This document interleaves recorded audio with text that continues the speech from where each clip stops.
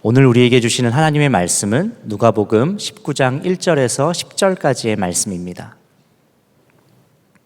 예수께서 여리고에 들어가 지나가고 계셨다. 삭개오라고 하는 사람이 거기에 있었다. 그는 세관장이고 부자였다. 삭개오는 예수가 어떤 사람인지를 보려고 애썼으나 무리에게 가려서 예수를 볼 수 없었다. 그가 키가 작기 때문이었다. 그래서 그는 예수를 보려고 앞서 달려가서 뽕나무에 올라갔다. 예수께서 거기를 지나가실 것이기 때문이었다. 예수께서 그곳에 이르러서 쳐다보시고 그에게 말씀하셨다. 삭개오야, 어서 내려오너라. 오늘은 내가 내 집에서 묵어야 하겠다. 그러자 삭개오는 얼른 내려와서 기뻐하면서 예수를 모셔드렸다. 그런데 사람들이 이것을 보고서 모두 수군거리며 말하였다. 그가 죄인의 집에 묵으려고 들어갔다. 삭개오가 일어서서 주님께 말하였다. 주님, 보십시오. 내 소유의 절반을 가난한 사람들에게 주겠습니다. 또 내가 누구에게서 강제로 빼앗은 것이 있으면 4배로 하여 갚아주겠습니다. 예수께서 그에게 말씀하셨다. 오늘 구원이 이 집에 이르렀다. 이 사람도 아브라함의 자손이다. 인자는 잃은 것을 찾아 구원하러 왔다. 네, 여러분 만나서 반갑습니다. 저만 반갑군요. 네. 아마 오늘 이 자리에 처음 오신 분들이 계셔서 제 소개를 좀 먼저 해야 할 것 같습니다. 저는 선한목자 젊은이 교회에서 20살에서 27살 공동체, 여우수아 공동체를 담당하는 이형주 목사입니다. 제가 오늘 이 특별한 날 이 자리에 선 것은 제가 특별해서가 아니라 4월달 설교 담당이 저여서 이 자리에 섰습니다. 그러나 제가 한 가지 확신하고 믿는 것은 예전에 유행했던 어느 유행가의 가사처럼 우리 만남은 결코 우연이 아니야 라고 저는 확신합니다. 왜냐하면 하나님께서는 우리의 삶을 정말 실수 없이 이끄시고 한 걸음 한 걸음을 정확하게 인도하는 살아계신 분이기 때문입니다. 아마 오늘 이곳에 교회에 처음 나온 분도 계실 수 있고 또 정말 용기를 내어서 오랜만에 교회에 예배드리러 온 분도 계실 수 있을 것 같습니다. 여러분을 초청한 친구가 이제 봄바람도 부는데 우리 선한목자 젊은이 교회에 선남 선녀 참 많아, 와서 한번 보라 해서 설레는 마음으로 온 분 계시죠? 근데 막상 와보니 선남 선녀라기보단 그냥 선한 목자구나. 네, 혹시 그렇게 실망하고 계신 분 계실지 모르겠습니다. 뭐 어떤 이유에서 왔든 여러분들에게 큰 결단이 필요했을 텐데 저희는 여러분들을 정말 오랜 기간 오래 기다렸습니다. 우리 젊은이계 청년들 중에 300명이 넘는 청년들이 여러분들 한 사람 한 사람 이름을 적어서 VIP로 작정을 했고 400명이 넘는 VIP가 작정이 되어서 우리 준비팀과 청년들과 사역자들 그리고 저도 정말 여러분들 위해서 기도를 많이 했습니다. 근데 제가 유독 제 마음에 남는 한 지체의 VIP가 있습니다. 누구였을까요? 그의 대학 동기였을까? 아니면 사랑하는 가족이었을까? 아니면 직장 동료였을까요? 자기 자신을 VIP로 적은 지체가 있었습니다. 딱 한 명. 그런데 이런 기도 제목이었어요. 하나님이 잘 믿어지지 않아요. 욕심과 죄 때문인 것 같아요. 욕심과 죄에서 멀어지고 말씀과 가까워지길 기도합니다. 아마 이 자리에는 그 청년처럼 하나님을 믿고 싶은데 잘 믿어지지 않거나 아니면 아예 하나님에 대해서 관심이 없거나 오히려 하나님에 대해, 교회에 대해, 예수님에 대해서 좀 반감을 갖고 계신 분이 있을 수도 있겠습니다. 저는 4대째 기독교 집안에서 태어나 목사의 아들로 자랐습니다. 저희 증조 할머니께서 대전 지역에 최초로 오셨던 초창기에 오셨던 선교사님들에 의해서 복음을 듣고 그분들이 순회 사역을 하실 때 사랑방도 내어주시고 또 대전 지역에 처음 세워졌던 교회의 초창기 멤버로 평생을 교회를 신실하게 섬겼던, 그러다 보니 저도 흔히 말하는 모태신앙으로 태어나 자라게 된 거죠. 근데 여러분, 모태신앙의 특징을 아시나요? 네, 찬양도 못해, 기도도 못해, 전도도 못해, 다 못해요, 여러분. 네. 제가 목사 아들이라 교회를 빠진 적은 없습니다. 교회는 다녔는데 예수님은 믿지 않았어요. 아이러니하죠. 대학교 2학년 때 주님의 은혜로 주님을 만나고 그때부터 진정한 믿음을 갖게 되었습니다. 여러분, 기독교 신앙이 믿음이 저절로 전수되는 게 아닙니다. 내가 믿어져야 진정 믿게 되는 것이죠. 그냥 이렇게 예배드리러 오고 말씀을 듣고 교회에 오지만 마당만 밟고 그냥 돌아가는 경우도 참 많이 있습니다. 어느 교회에서 어느 청년이 이렇게 말씀을 듣는데 목사님 말씀 귀에 하나도 안 들어오고 마치 시간과 공간의 방에 앉아 있는 것처럼 너무나도 괴로워서 막 힘들어 죽겠는데 옆에 있는 어느 남자 성도분이 목사님의 말씀을 막 이렇게 다 주보에 열심히 필기하고 적으시더랍니다. 이번엔 얼마나 은혜가 되길래 이렇게 말씀을 적으시나 이렇게 힐끔 봤더니 주보에 빼곡히 적혀 있기를 설교는 짧아야 한다. 설교는 짧아야 한다. 설교가 길면 죄다. 이렇게 막 적혀 있더래요. 그 어른이 얼마나 불쌍한가. 믿어지지 않는데 꼼짝없이 1시간 앉아 있어야 하니까. 여러분 중에도 혹시 이런 분이 계신가요? 우리가 살아가는 이 세상이 사실 하나님을 믿기가 참 어려운 세상입니다. 예전에는 사회 전체가 인정하는 공동의 도덕관, 신앙관 같은 게 있었지요. 그런데 지금 이 세상은 절대적인 진리는 없다라고 말하는 세상입니다. 옳고 그른 것을 무언가 정해줄 수 있는 기준과 권위가 있었는데 이제는 그런 것은 다 없어졌고 오직 자기 자신에게 그러한 권리가 주어졌다 말하는 그런 세상을 우리가 살고 있죠. 역사가 진행될수록 종교는 점점 더 퇴보하고 사회는 진보한다, 그렇게 말하는 세상입니다. 여러분, 과학과 문명이 너무 발달이 되어서 예수님을 믿는 것은 너무 바보 같고 어리석은 일이고 하나님은 화석과 같은 그런 존재가 된 것일까요? 절대로 그렇지 않습니다. 제가 예전에 서강대학교 기독교연합 개강 예배에 참여한 적이 있는데 그때 강영한 박사님, 이분이 서강대 교수님이셨는데 유명한 기독교 사상가이자 또 철학가이시죠. 근데 이분이 말씀 중에 이런 이야기를 하세요.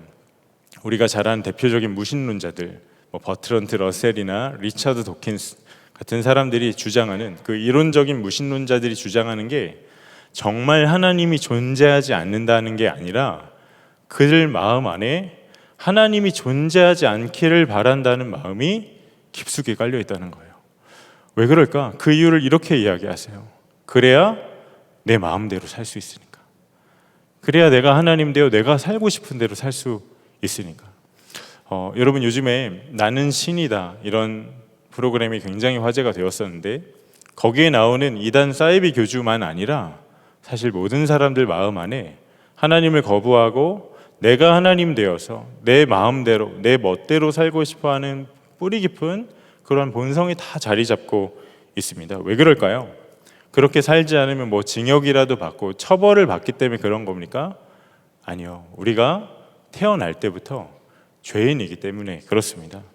로마서 3장 10절에서 12절 말씀을 보면 성경에 이렇게 기록되어 있습니다. 의인은 없다. 한 사람도 없다. 깨닫는 사람도 없고 하나님을 찾는 사람도 없다. 모두가 곁길로 빠져서 쓸모가 없게 되었다. 선한 일을 하는 사람은 없다. 한 사람도 없다. 이게 하나님을 우리가 알지 못하는 결정적인 이유라는 거예요. 한 사람도 예외가 없이. 우리가 지난 3년 동안 지금이야 마스크 쓰고 벗고서 예배하는 분들이 굉장히 많은데 코로나 때문에 얼마나 많이 고생했었습니까? 코로나 어떻게든 예방해 보려고 안 걸려 보려고 무지 애를 썼죠. 혹시 여러분 중에 3년 동안 코로나 한 번도 안 걸린 분 혹시 계십니까? 그런 분이 있다고 해도 몇 분 손 드시는데 해도 내가 태어날 때부터 확진된 채로 확진이 된 상태로 태어나는 게 바로 죄라는 거예요. 이것이 성경이 말하는 우리 모두의 실상입니다. 어쩌다 그렇게 된 걸까? 성경의 맨 처음에 있는 창세기를 보면 하나님께서 우리가 잘 아는 에덴 동산에 아담과 하와를 이렇게 만드셨죠. 처음 인간을. 처음에 사람을 만드셨을 때 하나님과의 교제가 가능한 존재로 만드셨습니다. 그런데 하나님께서 그들에게 한 가지 당부하시고 명령하신 게 동산 중앙에 있는 선악과는 절대 따먹지 말라 말씀하셨어요. 여러분, 선악과가 뭐죠? 옳고 그른 것을 구분짓고 기준을 삼을 수 있는 것은 정하는 분 하나님밖에 없으시다는 거죠. 근데 아담과 하와가 그 선악과를 따먹는 죄를 짓는 바람에 결국 내가 하나님 되고 싶어하는 그 마음 때문에 에덴 동산에서 쫓겨나게 되었어요. 죄가 생겼습니다. 그런데 에덴 동산에서 쫓겨난 것이 문제가 아니라 그로 인하여서 하나님과의 관계가 사람이 깨져버리게 되었어요. 하나님이 처음 사람을 만드셨을 때 우리 안에 하나님의 영을 두셨습니다. 하나님과 교제가 가능하게 하려고. 그런데 죄로 인하여서 그 영을 거두어 가셨죠. 그래서 우리가 하나님을 모두가 다 알지 못하게 된 것이에요. 문제는 이 무서운 죄가 얼마나 무서운지를 세상의 많은 사람들이 잘 알지를 못합니다. 최근에 한 유명한 영화 배우가 상습적으로 마약을 투약하는 게 세상에 밝히 드러나서 그가 그동안 쌓아왔던 아역 시절부터 쌓아왔던 명예와 인기와 어떤 신뢰와 평판 모든 것이 한순간에 나락으로 떨어지는 것을 우리가 다 보았죠. 그가 SNS에 이런 사과문을 올렸어요. 대략 이런 내용입니다. 저로 인해 영화, 드라마, 광고 등 소중한 작업을 함께한 분들께 사죄의 마음을 전합니다. 저마다 소중한 꿈과 목표를 이루고자 했던 수많은 분들에게 피해를 드려서 죄송합니다. 모두가 다 좋아했고 정말 흥행의 보증 수표였고 검증된 배우, 실력파 배우라 인정받던 정말 사랑을 한 몸에 받았던 너무 비참하지 않나요? 그런데 여러분 그거 아세요? 그 배우는 그가 유명해서 그의 죄가 드러난 것이 그의 삶에 치명적인 영향을 미친 것이지 우리가 그렇게 유명하지 않기 때문에 우리의 죄에 대해서 세상이 그렇게 놀라지 않는 것일 뿐입니다. 우리도 반드시 직면하는 날이 오게 돼요. 나의 죄의 실상에 대해서, 내 죄로 인한 그러한 결과에 대해서. 이 자리에 범죄를 지은 분 없겠지요. 그러나 한 사람도 예외 없이 범죄자는 아니지만 우린 다 죄인입니다. 혹 아무도 모르게 죄 안 들키고 내가 죽을 수 있어요. 그러면 내가 인생 잘 산 건가? 절대로 그렇지 않아요. 사람은 죽으면 반드시 끝이 아니라는 걸 본능적으로 알고 있습니다. 우리가 죽으면 하나님의 심판대 하나님의 법정 앞에 서게 돼요. 그런데 그 하나님의 법정에서 무죄 판결 받을 수 있는 사람 한 사람도 없어요. 내가 세상에서 어떤 좋은 일을 많이 했든 얼마나 많은 재산을 모았든 어떠한 공로를 했든 어떠한 업적을 했든 아무런 관계가 없어요. 그러니 여러분 우리 인생에서 가장 중요한 게 뭐죠? 이 청년의 때 뭐가 가장 중요하죠? 살아있을 때 천국 갈 준비하는 게 너무 중요한 일이죠. 그게 바로 우리 죄의 문제를 해결하는 것입니다. 그럼 여러분 이 죄 문제는 우리가 어떻게 해결을 해야 할까요? 세상에 수많은 자기 개발서가 있고 유튜브나 인스타에서는 더 잘 사는 법, 더 아름답게 살고 더 좋은 곳을 가고 더 잘 먹는 것을 이야기합니다. 그런데 여러분 우리가 그런 핫플에 가고 맛집을 찾아가고 아주 교양 있는 콘텐츠를 구독하고 소비한다고 여러분 내 인생의 본질적인 문제가 해결이 됩니까? 내 마음 안에는 이 찌질함과 이 좁은 마음 또 정욕과 아주 나약하고 이 마음의 중심은 하나도 변화가 없죠. 그대로입니다. 그리고 또 여러분에게 이것만 해결되면 좋겠고 아직 내가 이걸 이루지 못해서 스스로가 무가치해 보이는 그러한 것이 다 있으시죠. 근데 그걸 내가 정말 얻는다고 해도 그것이 내 손에 쥐어진다고 해도 여러분 영원한 만족과 행복이 내 인생에 찾아올까요? 절대 그렇지 않습니다. 그 만족과 행복은 한순간이죠. 더 큰 것을 갈망하게 될 겁니다. 왜 그렇죠? 우리의 본성이 죄로 물들어 있기 때문에. 그렇다면 우리가 인생에 있어서 반드시 해결해야 할 이 죄의 문제를 해결하는 복음이 무엇일까요? 바로 예수 그리스도의 복음입니다. 여러분 우리가 왜 예수님을 믿어야 하나? 개과천선에서 입신양면에서 잘 살기 위해서 예수님을 믿어야 할까요?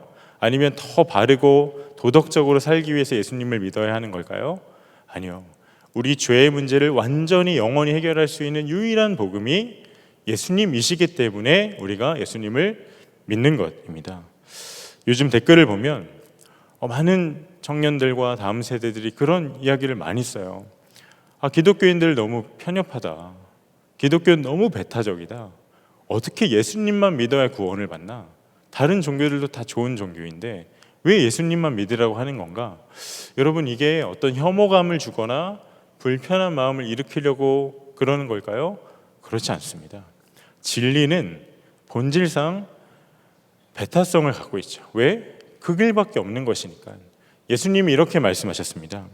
요한복음 14장 6절에 예수께서 이르시되 내가 곧 길이요 진리요 생명이니 나로 말미암지 않고는 아버지께로 올 자가 없느니라. 예수님께서 하나님과의 끊어진 이 관계를 회복할 수 있는 유일한 길이 되시고 진리가 되시고 생명이 되신다고 말씀하셨어요. 그러면 우리가 이것을 어떻게 누릴 수가 있죠? 어떤 마일리지를 쌓아야 합니까? 어느 대학에 들어가야 합니까? 어떤 회사에 취직해야 되나요? 어떤 자격증 우리가 따야 되나요? 아니요. 그거 아무 관계없이 모든 사람에게 다 열려 있어요. 구원받는 데에 죄되는 사람 아무도 없다라는 거예요. 여러분, 이게 어떻게 편협한 종교가 될 수 있죠? 이 영원히 구원받는 놀라운 구원의 문이 모든 사람에 대해 열려 있는 놀라운 축복이 바로 기독교의 복음입니다. 그런데 이 복음의 핵심이 십자가예요.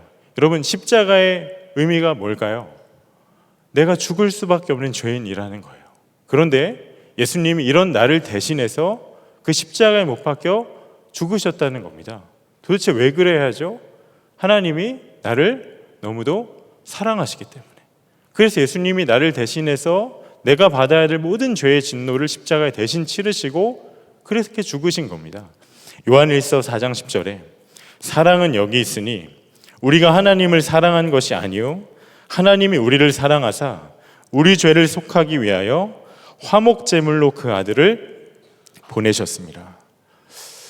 유명한 독일의 신학자 칼 바르트라는 신학자가 있는데 세계적인 석학이었습니다. 그가 한 번은 미국에 방문할 일이 있었는데 미국 언론에서 난리가 났어요. 정말 세계적인 대석학이 신학자가 미국에 방문하니까 많은 기자들이 그를 취재하러 나왔었습니다. 그런데 한 기자가 칼 바르트에게 물었어요. 당신이 평생 신학을 연구하면서 발견한 당신의 가장 위대한 신학이 무엇입니까? 칼 바르트가 이름답게 칼같이 대답하기를 하나님이 이런 걸 좋아하시는군요. 네. 하나님이 나를 사랑하셨다는 겁니다. 근데 좀 여러분 김새는 대답 아닌가요? 이거 어린 아이들도 발견할 수 있는 진리 아니에요?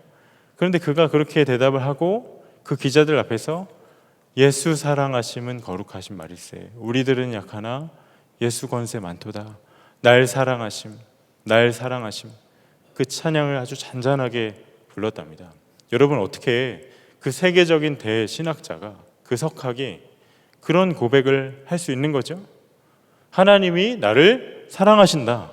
이것이 정말 우리가 평생 붙잡아야 할 복음 중에 복음이니까요. 그럼 이것이 우리에게도 복음이 되려면 뭐가 필요할까요? 오직 한 가지. 이거 내가 한 가지 믿으면 됩니다. 나는 날 때부터 연약한 죄인인데 하나님 날 정말 사랑하셔서 그 아들을 나를 대신에 이 땅에 보내셨다. 그 아들이 내가 치러야 할 모든 죄의 값을 십자가에 대신 지고 돌아가셨다. 여러분, 이것을 내가 정말 믿으면 나의 모든 죄가 덮씻음을 받고 구원을 얻는 놀라운 은총을 누리게 되는 겁니다. 여기서 죄된 사람 하나도 없는 것이에요. 여러분 하나님을 모를지 몰라요. 그러나 하나님은 여러분을 절대 모르실 수가 없어요. 너무나도 잘 알고 계세요. 왜 그럴까요? 여러분 하나님께 모두가 다 잃어버린 자녀이니까 그렇습니다. 제가 초등학교 시절을 태안 반도에 있는 안면도라는 섬에서 자랐습니다. 굉장히 그래서 정서적으로 순수하고 깨끗한 마음을 어쨌든 시골에서 자랐는데 여름 방학만 되면 친척들이 안면도에 이렇게 놀러 오셨었어요. 근데 제가 초등학교 3학년 여름에 친척들과 이제 바닷가에 수영하러 놀러 갔었는데 어른들은 열심히 조개를 잡으시고 저보다 2살 어렸던 사촌 동생은 이게 튜브 놀이를 했습니다. 튜브에 엉덩이를 끼고 이렇게 아예 몸을 두둥실 튜브에 맡긴 다음에 하늘만 보면서 바닷물에 떠다니는 그런 놀이를 했어요. 저는 바다가 수영장인 줄 알았습니다.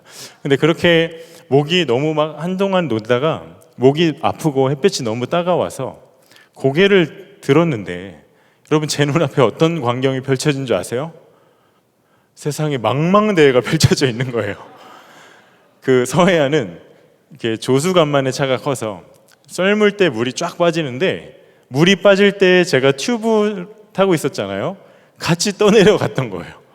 그런데 더 깜짝 놀랐던 건 바로 제 옆에 2살 어린 여자 사촌 동생도 같이 떠내려왔어. 근데 그때도 제가 워낙 의젓해서 순간 직감했습니다. 아, 여름철 9시 뉴스에 아이들의 익사 사고가 지금 이런 상황에서 벌어지는 거구나. 죽을 수도 있겠구나.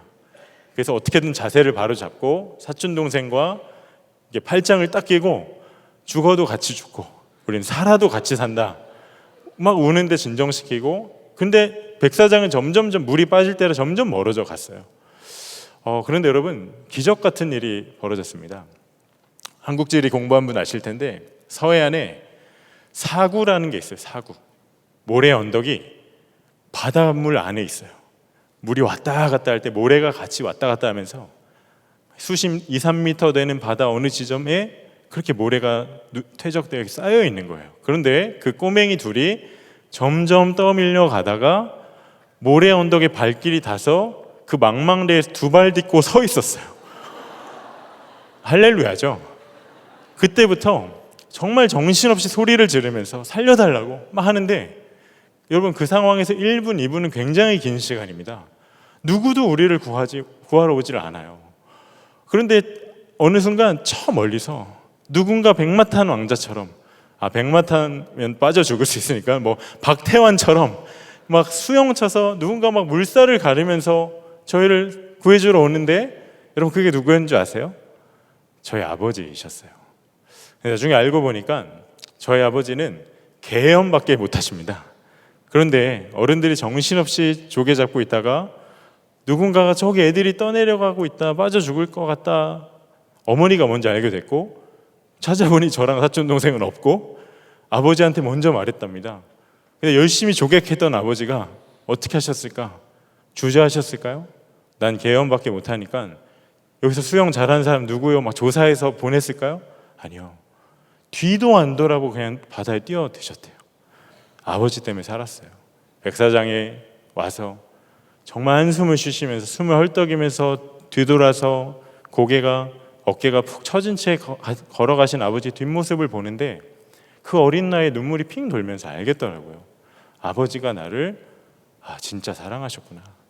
여러분, 이 이야기가 꼭 우리를 향한 하나님의 사랑 이야기 같죠? 너무나 큰 사랑이고 너무나 감동이 되잖아요. 그러나 저와 여러분을 향한 하나님의 사랑은 전혀 다른 이야기입니다. 저희 아버지는 하나밖에 없는 아들, 외아들을 위해서 바다에 뛰어드신 거거든요. 사랑하는 아들 어떻게든 건져보려고 바다에 수영 못해도 뛰어드신 거거든요. 이런 일 얼마든지 있을 수 있죠. 저에게 쌍둥이 2딸이 있는데 만약 어려운 일을 당하면 전 뒤도 안 돌아보고 달려갈 거예요. 왜? 내 딸이니까. 그런데 우리를 향한 하나님의 사랑은 어떤 사랑인가? 여러분, 하나님께서는 그 아들을 죄와 사망의 망망대해에 먼저 집어 넣으셨어요. 그 아들의 죄 때문도 아니에요. 누구 죄 때문에? 날 때부터 죄인 되어 하나님과 원수되어 살았던 저와 여러분의 그 죄 때문에, 그 죄로 인해 사망과 영원한 그 저주의 바다에 우리가 빠져야 되는데 그 아들을 밀어 넣으셔서 꺼내주지 않으셨어요. 누구를 위해? 도무지 고쳐지지 않는 죄인된 저와 여러분을 위해서요. 여러분, 이게 우리를 향한 주의 사랑이고, 예수님이 그래서 우리를 대신에 십자가에서 죽으신 겁니다. 그 크리스토퍼 놀란 감독의 덩케르크라는 영화를 보신 분 계실 겁니다. 뭐 감독 이름 때문인지 뭐 논란의 여지가 없이 명작이죠. 네. 놀란 분도 계신 것 같은데 지금. 근데 그 영화를 보면 뭐 실화가 바탕인데 1940년 세계 2차 대전 초기에 있었던 일이에요. 40년 5월 달에 프랑스 북부 해안가 덩케르크란 지역에 어찌어찌 하다 보니까 영국군이 최정예 부대 수만 명이 거기 고립이 됩니다. 그 당시 독일이 워낙 셌으니까. 근데 폭격이 막 하루에도 막 이루어지고 뭐 언제 죽을지 모르는 두려움에 떨고 있는 그런 상황이죠. 근데 독일의 막강한 전차 부대가 그 덩케르크를 향해서 점점 사방으로 포위해서 조여오는 그런 상황이었어요. 사지가 다 막혀있는. 그런데 어찌된 일인지 히틀러가 오판을 좀 내린 것 같은데 전차 부대가 한 15km 정도까지 인접했을 때 전차 부대의 그 진격을 멈추게 합니다. 보병들이 올 때까지 좀 기다리게 해요. 그럼 영국군 입장에서 뭐죠? 이제는 정말 한 번밖에 없는 살아날 수 있는 그 덩케르크에서 탈출할 수 있는 유일한 기회를 잡은 거죠. 그런데 사방이 꽉 막혀 있으니 방법이 뭔가 그 해안가에 배를 띄워서 사람들을 수송해서 가는 방법밖에 없었어요. 그런데 안타깝게도 당시에 영국에는 큰 배가 없었습니다. 그래서 영국 정부가 자국민들한테 호소해요. 덩케르크에 수만 명의 우리 자국 군인들이 갇혀 있는데 여러분들의 배를 좀 동원해 주십시오. 민간 선박을 좀 띄워 주십시오. 이 일에 참여해 주십시오. 호소해요. 근데 참 감동적인 게 정말 수백 척의 배가 동원이 됩니다. 거기엔 큰 호화 요트도 있었고 통통배도 있었고 어린아이들 학습용 작은 보트도 있었고 감동적이에요. 영화를 보면. 근데 제가 영화에서 가장 인상 깊게 남은 한 사람이 어떤 호화 요트를 타고 왔던 아버지예요. 그가 아들과 함께 그 요트 타고 도버 해협 건너서 덩케르크를 향해 영국에서 출발하는데 가는 길에 표류하던 어떤 병사 한 명을 건집니다. 근데 그 병사가 그 아들과 아버지에게 절대 거기 가면 안 된다고, 덩케르크 가면 죽음밖에 없다고, 포기하라고 만류를 하는데 결코 뱃머리를 돌리지 않아요. 기필코 나아갑니다. 가다가 따라왔던 아들 친구였는지 그가 죽음의 위기에 큰 부상을 당하게 되는데 그런데도 뱃머리 돌리지 않아요. 끝까지 덩케르크를 향해 그렇게 배를 타고 가요. 그런데 충격적인 것이 이미 그 아버지는 그 세계대전 통해서 그의 아들 하나를 이미 잃은 상태였어요. 그 아들이 먼저 전쟁에 참전했다가 전사한 상태였습니다. 여러분, 그 전쟁이 두렵지 않았을까요? 그 하나밖에 남지 않은 아들 살려야 되는 거 아닌가요? 죽을 위기가 있는데 생명 건져야 되는 거 아닌가요? 그런데도 아랑곳하지 않아요. 그 한 방울 피 한 방울 섞이지 않은 그 조국의 아들들을 살려보려고 끝까지 덩케르크를 향해 가고 결국에 그로 인하여서 많은 군인들이 살아나게 돼요. 여러분, 이게 뭐죠? 이건 어떤 애국심이나 의로움을 넘어서 사랑이 아니고는 결코 설명할 수가 없는 일입니다. 하나님의 사랑이 꼭 이와 같아요. 그 사방이 꽉 막혀있는 해안가에 갇혀있던 영국 군인처럼 죄로 인하여 죽어서 죽을 수밖에 없는 우리를, 그래서 하나님의 사랑도 모르고 하나님이 계신 것도 모르고 하나님의 계획도 모르고 은혜도 몰랐던 우리를 살리고 건지시려 그분이 보내신 구조선이 바로 예수 그리스도이시라는 거예요. 당신의 독생자를 그 사망의 망망대에 집어넣으실 때 여러분, 하나님 아버지의 마음이 어떠셨을까요? 내가 가야 한다. 내 아들은 이미 죽었지만 내 아들보다 더 사랑하는 나의 사랑하는 아들, 딸들이 있기 때문에 내가 기필코 살려야 한다. 내가 반드시 거기 건지러 가야 한다. 이 절박함이 있지 않으셨을까요? 여러분, 이것이 저와 여러분을 향한 하나님의 끊을 수가 없는 사랑입니다. 이러한 사랑이 우리를 향한 사랑인데 우리가 어떻게 하나님 아버지의 품을 떠나 살아갈 수가 있을까요? 연탄길이란 책으로 유명한 이철환 작가, 그가 사실은 오랜 기간 우울증을 심하게 앓았고 또 이명 증세가 너무나 고통스럽게 찾아와서 수년간을 정말 지옥과 같은 삶을 살았습니다. 예수 믿으면 행복해질까? 이 책을 보면 그분이 얼마나 고통 가운데 살았는지 자세히 기록되어져 있는데, 근데 그분이 그 책에서 이런 고백을 하세요. 하나님을 원망한 적도 많았습니다. 하나님이 정말 계신 건가 의심한 적도 많았지만 정작 하나님은 정말 계신 건가요? 라고 따져 물을 때마다 코끝이 찡해진 건 제 마음 깊은 곳에 계신 하나님 때문이었습니다. 여러분, 그 이철환 작가가 삶의 그 어두운 그늘, 또 말할 수 없는 고통 중에 하나님 생각하면 코끝이 찡해질 수 있었던 이유가 뭘까요? 제가 감히 확신하는 건 이런 나도 포기하지 않고 이런 나도 끝까지 사랑하시고 이런 나도 기억하고 돌보시는 하나님이 날 사랑하시지, 이 사랑 그가 확신했기 때문이라 저는 확신합니다. 제가 그렇거든요. 아무리 힘든 일이 있고 아무리 답답한 일이 있고 저 자신에게 실망할 때도 많이 있고 도무지 나로선 감당하지 못할 일을 겪을 때가 있고 그렇게 좌절이 되고 낙심이 될 때마다 세상 어느 곳 찾는 게 아니라 그 십자가 앞에 서서 나를 향해 하나님 하신 일이 무엇인가, 내가 받은 하나님의 사랑이 어떤 사랑인가 생각하면 제 코끝이 찡해지거든요.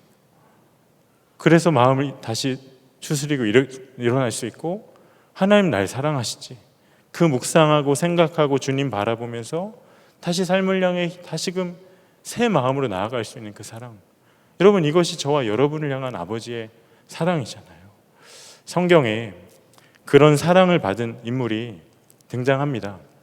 오늘 우리가 함께 읽은 누가복음 19장의 삭개오, 그는 유대인이었습니다.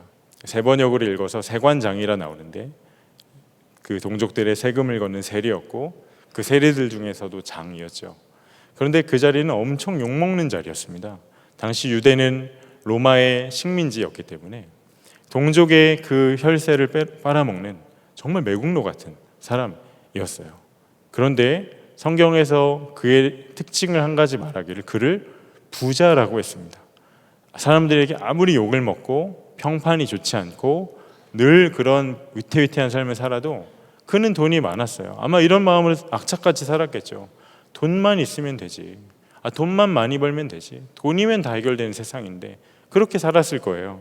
근데 그가 그 뽕나무에 올라가, 돌 무화과 나무에 올라가 예수님을 만나는 장면이 오늘 우리가 읽은 말씀입니다. 근데 이 장면에서 저 의아한 게 한두 가지가 아니에요. 삭개오는 키가 작은 사람이었다고 합니다. 그래서 그 나무에 올랐겠죠. 그런데 키가 작다는 것에는 여러 가지 의미가 있어요. 그가 키가 작아서 나무에 올랐지만 그의 감출 수 없는 낮은 자존감, 그 안에 그를 평생 억누르고 짓눌렀던 그러한 열등감, 그게 키가 작다는 또 다른 의미가 아닐까요? 그가 돈이 많았으면 부족함이 없는 게 당연히 맞겠죠. 그리고 그는 세리들 중에, 세관장 중에 장이었습니다. 사회적인 위치가 있던 사람이라고요. 어른이었습니다. 그런데 그런 그가 왜 그 나무에 올라가야 했을까? 그렇게라도 주님을 만나야 했던 걸까? 그 마음 안에 단순한 호기심이었으면 절대 그럴 리가 없죠. 내가 돈도 많고 사회적 위치도 있지만 내 마음에는 이 답답함, 인생의 회의감, 이 마음 안에는 내 삶을 끝까지 얽매이고 조이고 있는 이 마음의 본질적인 문제를 해결할 수 있는 분은 돈도 아니고 로마의 앞잡이하는 이 역할도 아니고 예수님이시지 않을까 하는 갈망이 그 안에 있었던 것이에요. 그런데 놀라운 일이 벌어집니다. 5절 말씀을 보실까요? 예수께서 그곳에 이르러서 쳐다보시고 그에게 말씀하셨다. 삭개오야, 어서 내려오너라. 오늘은 내가 내 집에서 묵어야 하겠다. 그가 나무에 올랐던 것 아무도 몰랐는데, 누구한테도 말하지 않았는데, 누군가가 알기를 원치 않았는데, 그리고 예수님을 만난 적도 한 번도 없는데 예수님께서 나무에 오른 그를 보시면서 말씀하신 거예요. 삭개오야 내려와라. 삭개오야 내려와라. 이름을 불러주셨어요. 여러분, 삭개오가 얼마나 많이 놀랐을까요? 저 같았으면 나무 붙잡다가 놀라서 떨어졌을지도 모르겠어요. 너무 창피하지 않았을까요? 사람들이 욕먹고 손가락질하던 자기 이름을 불러주셨으니까. 아니요, 너무 행복했겠죠. 여러분, 삭개오의 본래 이름의 뜻이 순결한 자, 의로운 자라는 뜻입니다. 그의 부모님이 그를 정말 세상에서 의롭고 순결하고 정직하게 살아가는 자가 되길 바라서 그 이름을 지어줬었겠죠. 그런데 실상 그가 살았던 삶은 사람들에게 욕먹고 손가락질 당하고 늘 그런 삶이었는데, 다른 누가 아니라 그가 만나길 원했던 예수님이 삭개오야 내려와라, 순결한 자라 말씀하시고 의로운 자라 말씀하시는 그 이름을 불러주셨으니 그가 얼마나 행복했을까요? 여러분, 누군가의 이름을 불러준다는 건 그가 너무나도 소중한 존재라는 것입니다. 저에게 있는 그 쌍둥이 두 딸, 제가 아빠로서 이름을 짓고 처음 그 두 딸을 품에 안고 그 이름을 불러줬을 때 세상 다 가진 것처럼 너무 행복하더라고요. 이름을 부를 때마다 너무나도 마음이 부유해지고 너무 행복하더라고요. 마찬가지로 예수님이 그 삭개오의 이름을 부르셨을 때 어떤 마음이었을까? 사람들 다 손가락질하는 매국 노인이 영 마음이 찝찝하고 개운하지 않으셨을까요? 사람들 눈치 보였을까요? 아니요. 기쁨을 이기지 못하셨겠죠. 너무나도 사랑스러워서 마음에 그 기쁨을, 즐거움을 이기지 못하셨겠죠. 왜? 예수님은 그의 죄를 대신 짊어지실 만큼 그를 사랑하신 분이시니까요. 우리도 똑같습니다. 내가 어떠한 부끄러운 과거가 있든, 내가 하나님 앞에 어떤 수치스러운 일이 있든, 내가 사람들한테 말하지 못하는 어떠한 죄의 몫이 있든 그거와 상관없이 주님은 나를 죄인이라 부르며 정죄하지 않으세요. 대신 사랑의 음성으로 저와 여러분의 이름을 날마다 속삭이며 불러주실 거예요. 왜요? 예수님이 우리의 모든 죄를 대신해서 십자가에 못 박혀 죽으셨으니까. 그렇게 우리를 향한 그분의 사랑을 확증하셨으니까. 삭개오가 즉시 그 나무에서 내려옵니다. 근데 참 놀라운 일이 벌어져요. 예수님이 그의 집으로 가시는데 삭개오가 고백하죠. 8절에 주님 보십시오. 내 소유의 절반을 가난한 사람들에게 주겠습니다. 또 내가 누구에게서 강제로 빼앗은 것이 있으면 4배로 하여 갚아주겠습니다. 여러분, 이게 무슨 의미일까요? 예수님 믿으면 내 전 재산 다 바쳐야 되는 거구나. 갑자기 마음에 두려운 분 있으신가요? 자신이 죄인이라는 걸 깨달은 겁니다. 근데 4배로 갚는다? 내가 죄인 중 죄인, 악질 중에 악질이었구나. 그렇게 통해 자복하게 된 거예요. 근데 당시에 율법이 요구했던 건 어떤 사람이 재산을 빼앗으면 그냥 그걸 그대로 갚고 5분의 1만 더 얹어서 변상하면 그만이었어요. 그런데 4배로 갚는다? 이건 자기가 평생 그 죄의 짐을 짊어지고 살겠다. 근데 이 말은 그동안 내가 누렸던 것 다 포기해도 나는 정말 참된 행복과 기쁨을 발견했다는 거예요. 빼앗길 수 없는 행복, 영원히 참된 변하지 않는 그 기쁨, 그가 발견한 눈이 열렸습니다. 어디에서요? 예수 그리스도 안에서. 여러분, 오늘 삭개오처럼 정말 예수님을 만나는 은혜가 여러분에게 있기를 축복합니다. 저는 믿기를 삭개오가 뽕나무에 올라갔던 것처럼 오늘 여러분이 이 자리에 나온 것이 삭개오가 나무에 올라 주님을 만났던 것처럼 그와 같은 일이라는 것을 저는 확신합니다. 교회에 가자고 해서 누구나 쉽게 교회에 나오는 거 아니거든요. 여러분 알지 못하지만 주님께서 오늘 처음 교회에 나오신 분들, 또 오랜만에 이곳에 나온 분들, 내 의지로 누군가의 초청으로 온 것 같지만 아니, 주님이 나를 이곳에 부르셨음을 저는 믿어요. 예수님이 삭개오를 아셨던 것처럼 정말 여러분 한 사람 한 사람을 아십니다. 여러분의 이름을 불러주시고 여러분을 정결하고 순결한 자라, 의로운 자라 말씀하시는 주님이세요. 여러분 삶에 어떠한 문제와 어떠한 갈망이 있는지도 우리 주님은 너무나 잘 아세요. 그러나 여러분, 아직도 하나가 더 필요합니다. 그것은 내가 내 마음으로 예수님을 붙드는 것이에요. 이 짧은 설교를 통해서 내 마음을 정하지 못했을 수도 있습니다. 그러나 한 가지는 할 수 있어요. 예수님, 정말 예수님 살아계시다면 전 예수님에 대해서 더 알고 싶습니다. 하나님의 사랑에 대해서 저 더 듣고 싶습니다. 교회에서, 공동체에서 주님에 대해서 더 알아가고 싶습니다. 기도할 수는 있어요. 지금 여러분의 인생에 주어진 어쩌면 가장 중요한 순간일지도 모르겠습니다. 주님이 부르신 이 자리.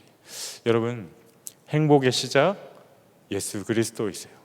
세상에 다른 길은 절대 없습니다.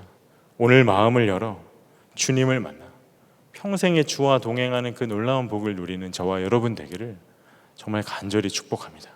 이 시간 우리 함께 찬양하고 그 마음을 주님께 올려드리는 시간을 갖기 원하는데, 우리 함께 부를 이 찬양의 가사를 처음 복음을 들으신 분이나 혹은 복음을 알지만 주님과의 관계가 막혀있던 분들이라면 정말 가사의 의미를 하나하나 생각하면서 나를 향한 주님의 마음을 마음에 품고 우리가 함께 찬양의 자리로 나아가기를 원합니다.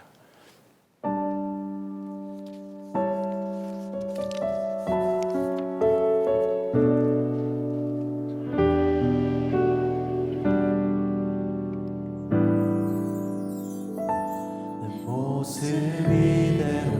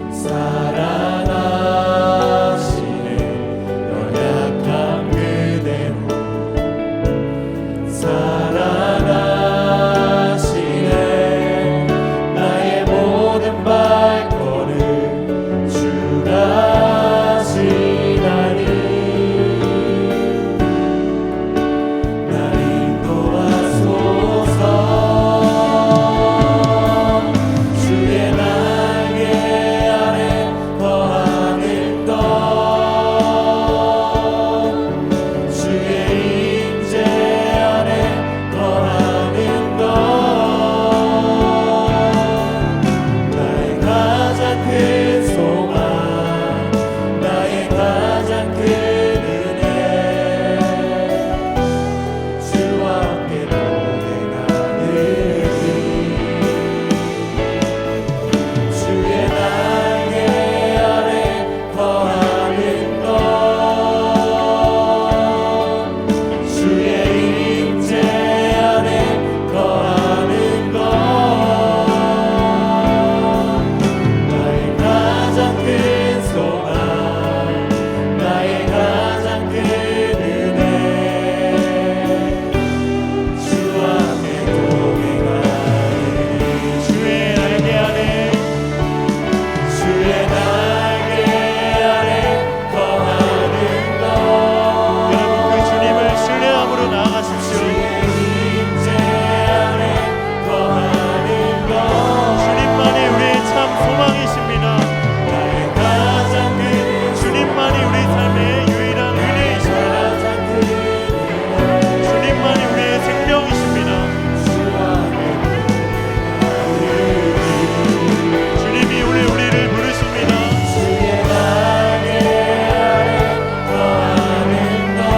그 주님께 의심 없이 나아가시기 바랍니다.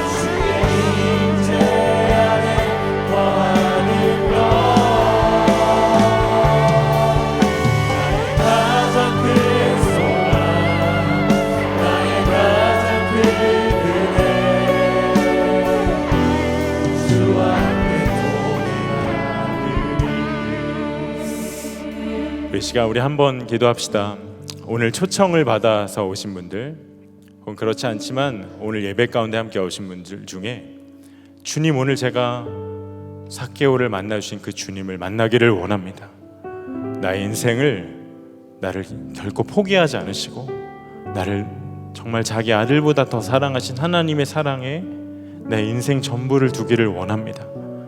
그 결단이 있는 분들은 그런 마음의 소원이 있는 분들은 가슴에 손을 얹고 우리 함께 기도하겠습니다. 주님 제 안에 계신 그 주님 그 주의 사랑 안에 나로 거하게 하여 주소서. 하나님 이 시간 정말 주님을 만나는 그 은혜의 눈이 활짝 열리게 하여 주소서. 나를 만나 주소서. 그 눈 여시고 예수 그리스도 안에서 새 생명의 삶을 살게 해주시고 하나님과의 친밀한 교제 속에 내 삶을 온전히 살아가게 하여 주시옵소서. 우리 주님 이름 한번 부르짖고 합심하여 기도하겠습니다. 주여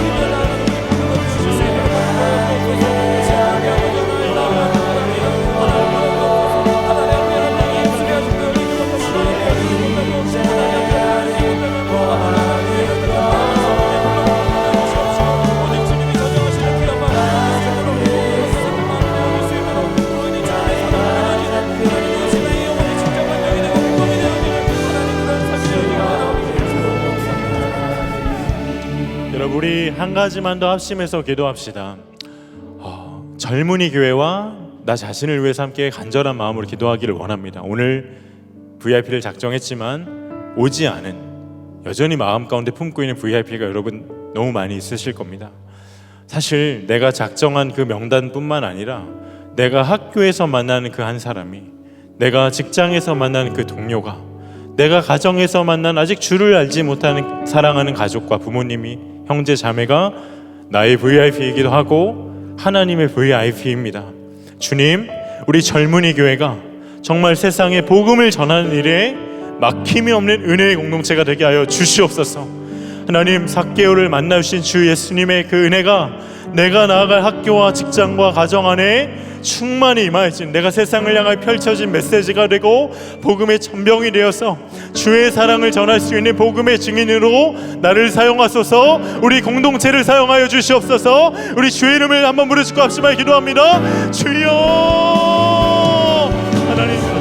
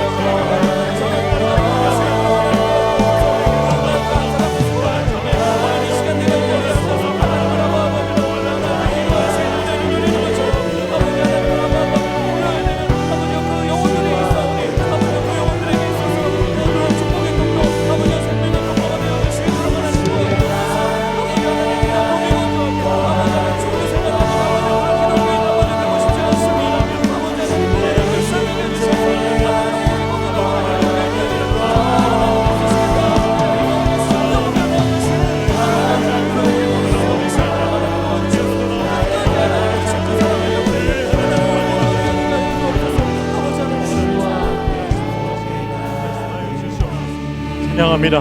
은혜와 사랑이 충만하신 아버지 하나님, 하나님, 오늘 생명의 복음의 말씀을 전하라 하신 그 말씀을 전하였습니다. 주님, 오늘 이 자리에 그 또 한 명의 삭개오가 있음을 믿습니다. 주님, 그의 마음을 찾아가 그의 이름을 사랑의 음성 가운데 불러주시고 우리의 유일한 생명 되시고 나의 아버지가 되신 주님을 만나 저의 삶이 완전히 회복되고 변화되어지는 놀라운 구원의 역사를 허락하여 주시옵소서. 하나님, 주가 간절히 바라고 원하시는 새 생명 전도 축제가 오직 주님이 기뻐하시는 그 일 되기를 원하오니, 하나님, 잃어버린 한 영혼이 주께 돌아온 역사가 오늘 이후로도 충만히 임하게 하여 주옵시고, 우리가 마음 가운데 품은 VIP들이 주께로 돌아오는 그날까지 우리가 주의 복음을 전하는 사명을 막힘없이 감당할 수 있도록 이 자리에는 우리 사랑하는 모든 청년들의 삶을 그리 인도하여 주시옵소서. 하나님, 이후에 이어질 이 부순서 가운데도 하나님 생명의 역사를 허락하여 주시고 주님께서 허락하신 귀한 은혜와 사랑을 충만하게 가득 누리는 은혜의 장이 되기를 원하오니, 우리 VIP들과 하나님 초청되어 나와 이 교회에 나온 모든 이들이 하나님 돌아가는 그 발걸음까지도 주님 선하고 아름답게 인도하여 주시옵소서. 하나님, 지금도 열방에 수많은 영혼들을 애타게 찾고 계셔서 누가 나의 마음을 앓고 그 부르심에 순종하며 나아간 선교사님들 그 사역을 축복하여 주옵시고, 북한에 있는 성도들도 동일하게 주의 은혜로 보호하셔서 하나님, 우리 세대의 남과 북이 복음으로 하나 되는 그 일을 주님 속히 허락하여 주시옵소서. 하나님, 오늘 젊은이 교회 복음 전도의 사명을 맡기셨습니다. 이제 하나님, 해외 단기 선교와 국내 선교를 본격적으로 준비하는 시즌이 시작되는데, 우리가 올 여름 열방과 또한 우리 삶의 자리에 전도에 향한 사명이 누군가의 사명이 아니라 우리 모두의 사명이 되어서 하나님이 주목하시는 그 VIP를 우리 삶 가운데 늘 품고 주의 복음을 전할 수 있는 생명의 통로로 우리 모두를 알곡과 같이 사용하여 주시옵소서. 찬양합니다. 주님께서 친히 행하시고 놀랍게 일하실 것을 신뢰함으로 나아갑니다. 주 예수님의 은혜와 아버지 하나님의 말할 수 없이 크신 사랑하심과 성령의 내주교통 충만하게 하심의 놀라운 역사가 오늘 나의 사랑하는 이름을 불러주시는 그 아버지께로 두려움 없이 의심 없이 나아가 영원한 생명을 맛보아 누린 그 한 사람과 또한 이 자리에 나와 예배한 모든 이들의 삶과 이 한 주간의 삶 가운데 충만히 함께 하시기를 축원하옵나이다. 아멘.